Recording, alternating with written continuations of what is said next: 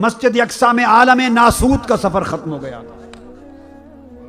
آسمانی کائنات میں عالم ملکوت کا سفر ختم ہو گیا، سدرۃ المنتہا سے گزرے تو عالم جبروت میں داخل ہوئے، عرش معلی سدرۃ المنتہا پر عالم جبروت کا سفر ختم ہوا، رف رف انوار و تجلیات کے بحر میں لے کے مصطفیٰ کو گیا، عالم لاہوت کا سفر شروع ہوا۔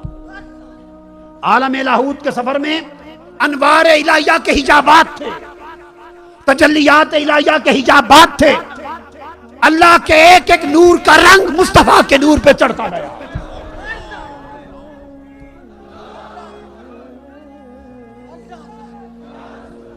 وہ مقام آیا کہ عالم لاہوت کا سفر ختم ہوا، رف رف بھی رک گیا، اب عالم ہاہوت ہے، صرف وہ ہے اور کچھ نہیں، صرف وہ ہے۔ رف رف نے بھی سلام الوداع عرض کر دیا۔ جب رف رف رک گیا تو ارشاد ہوا محبوب رک جا، اب ایک اور سواری آ رہی ہے۔ اس عالم ہاہوت میں جب کچھ نہ تھا انوار و تجلیات الہیہ کے سوا، تو آقا نے فرمایا ایک بقعہ نور آیا، ایک نور کا حالہ، اس نے مجھے اپنے اندر لے لیا اور نور کے حالے میں مجھے اوپر لے جایا گیا۔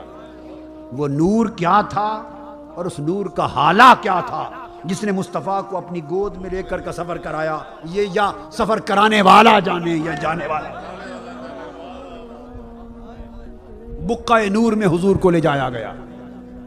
جب ہاہوت کے سفر پہ ختم ہوا جب یہ مرحلہ، اور ایک مقام آ گیا جہاں ملاقات کا وقت مقرر، ملاقات کی جگہ مقرر تھی، اس مقام پر آواز آئی محبوب اب اس بقعہ نور سے بھی آ جا۔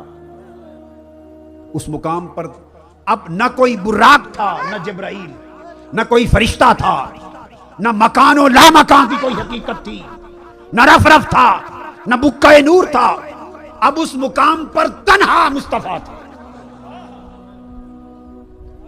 تنہا مصطفیٰ تھا۔ آگے بڑھنے لگے تو آواز آئی، امام شارانی الیواقیت والجواہر میں فرماتے ہیں آواز آئی قف یا محمد، میرے محبوب صلی اللہ علیہ وسلم اب تو آگے نہ بڑھ، رک جا میرے حبیب، اب آپ آگے نہ بڑھیں، رک جا۔ کیوں؟ محبوب مسجد حرام وادی مکہ سے لے کر یہاں تک تو ہماری طرف چل کے آیا ہے، اب تو رک جا، آگے میں چل کے تیری طرف آتا ہوں۔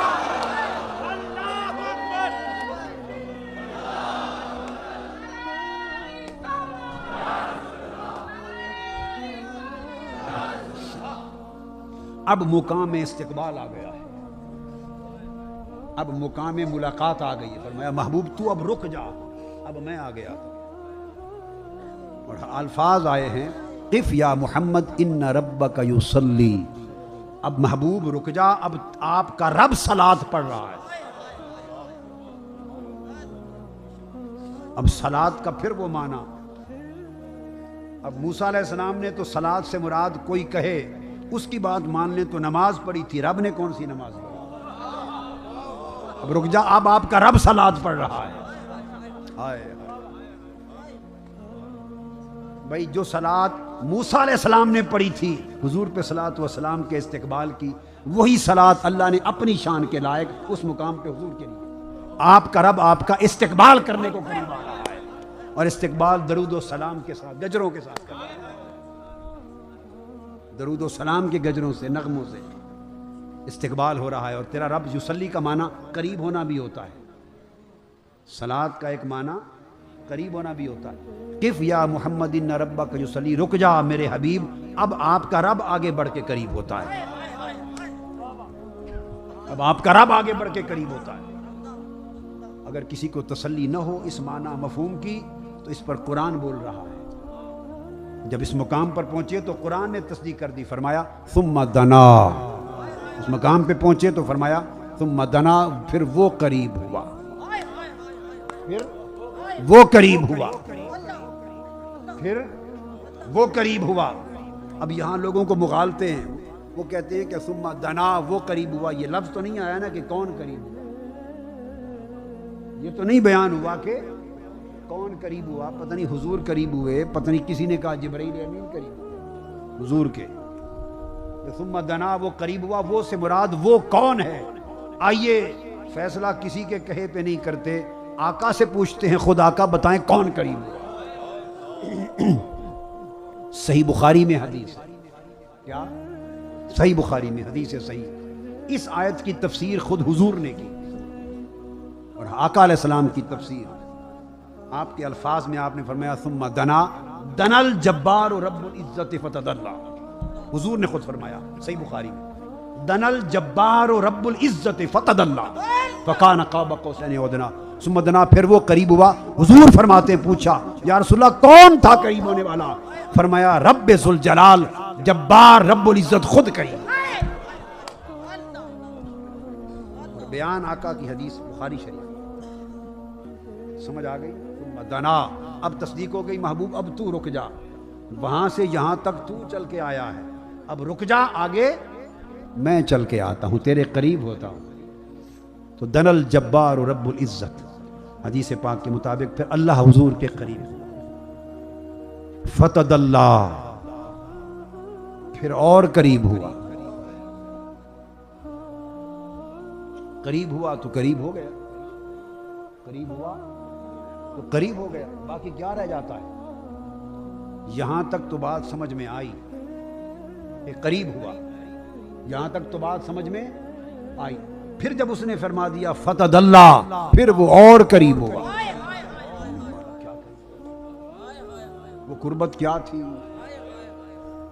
جو قربت پہ قربت ہو گئی؟ وہ قربت کیا تھی جو قربت پر ہو گئی؟ جس نے پہلی قربت کو بود بنا دیا اور پہلی قربت کے اندر جو فاصلے تھے وہ بھی مٹا دیے. تو ہے یہ بات کہ وہ پہلی قربت قربت تھی، دوسری قربت وصال تھی. دنا کی قربت، دنا میں قربت تھی اور قربت میں فاصلہ ہوتا ہے. ہائے ہائے ہائے. جب آپ کہتے ہیں نا میرے وہ قریب ہے تو لفظ قریب کے اندر ایک فاصلہ ہوتا ہے. خواہ 1 فٹ بنا لیں، خواہ 6 انچ بنا لیں، خواہ 3 انچ بنا لیں، بابا 1 انچ بنا لیں، 5 فٹ بنا لیں. جب کہتے ہیں کہ میں فلاں کے قریب ہوں تو قریب میں ایک فاصلہ ہوتا ہے. ایک قربت وہ ہوتی ہے جس میں فاصلہ ہوتا ہے. تو ثم دنا یہ تو وہ قربت عام قربت تھی، قربت ہوئی. فتدلّا پھر وہ اور قریب ہوا. یہ دوسری قربت وہ تھی جس نے قربت سے فاصلہ بھی مٹا دیا.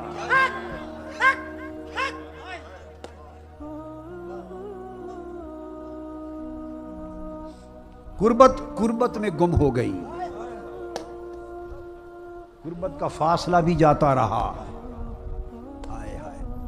اور ایک ہم ہیں کہ آج تک فاصلے بناتے پھرتے ہیں. ہائے ہائے. ایک ہم ہیں کہ آج تک فاصلے بناتے پھرتے ہیں اور فاصلے ناپتے پھرتے ہیں. فاصلے وہ قریب ہوا پھر وہ اور قریب ہوا تاکہ اس قربت کا فاصلہ بھی نہ رہے. پھر آگے بیان کیا تو کسی نے پھر لوگوں کے ذہن میں سوال آ گیا باری تعالیٰ اب ہم کیسے سمجھیں تو کیسے قریب ہوا حبیب کے اور تیرے حبیب تیرے کیسے قریب ہوئے؟ اس قربت کو کیسے سمجھیں؟ فرمایا تم سمجھ نہیں سکتے. اس کی کیفیت بیان سے ماورا ہے. کیفیت بیان سے، سمجھنے سے ماورا، سمجھانے سے ماورا، فہم سے ماورا، مفہوم سے ماورا، مراد سے ماورا، تعین سے ماورا، تشریح سے ماورا، تفصیل سے ماورا. وہ بیان نہیں ہو سکتی.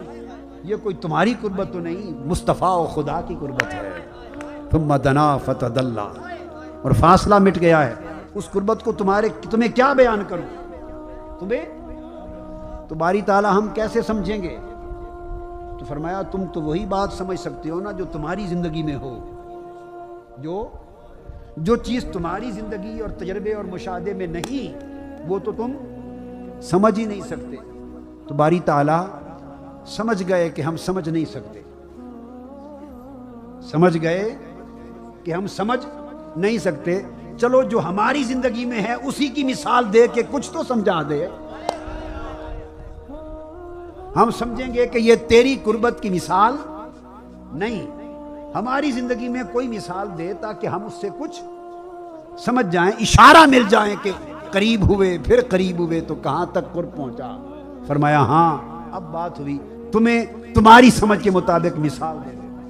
فرمایا قاب قوسین ثم دنا، پھر وہ قریب ہوا، فتدلی، پھر وہ مزید قریب ہوا تاکہ قربت کا فاصلہ بھی مٹ جائے، اور اتنا قریب ہوا کہ قاب قوسین، تمہارے سمجھانے کے لیے اتنے قریب ہو گئے ہم دونوں، احدیت اور احمدیت، احدیت اور محمدیت، عبدیت اور معبودیت، پھر اتنے قریب ہو گئے کہ تمہارے سمجھانے کے لیے کہا جیسے دو کمانیں آپس میں مل جاتی ہیں،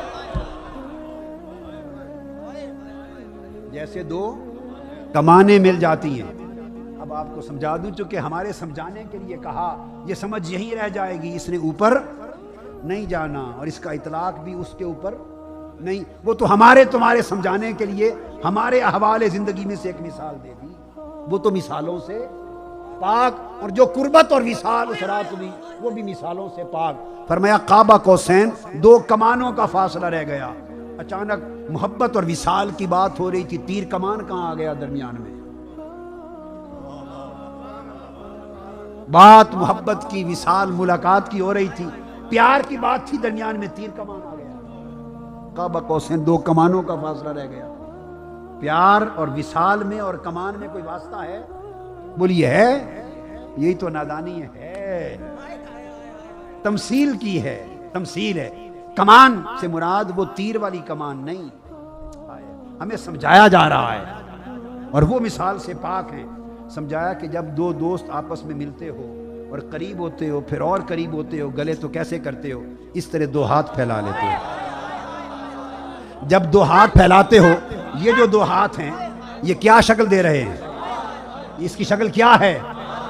بولیے نا، او بھائی گڈے اڑان والے ہو، او لاہوریے گڈے والے، گڈیاں والے ہو، پتنگ پتنگ جب اڑاتے ہیں، تیر کے پیچھے کمان ایک ہوتی ہے کہ نہیں؟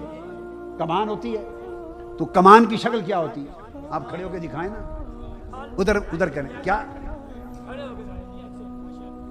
یہ کمان کی شکل ہوتی ہے کمان کی شکل، یہ نصف دائرہ، ٹھیک ہے، نصف دائرہ کمان کی شکل ہو گئی نا۔ اب جب دوسرا دوست آ کے ملتا ہے تو وہ دوسری کمان آتی ہے، ذرا کھڑے ہوں ساتھ، اب ملیں، دو کمانوں کا فاصلہ رہ گیا، مل گئے، سنیے، مل گئے دو کمانوں کا۔ اللہ کا ملنا کفر ہے، اس کی مثال میں نہ لینا، وہ پاک ہے اس سے۔ یہ تو لوگوں نے کہا باری تعالیٰ ہماری سمجھ اور ہماری زندگی کے مطابق کوئی مثال دے کے سمجھا دے، ہمارے لیے سمجھا رہا ہے۔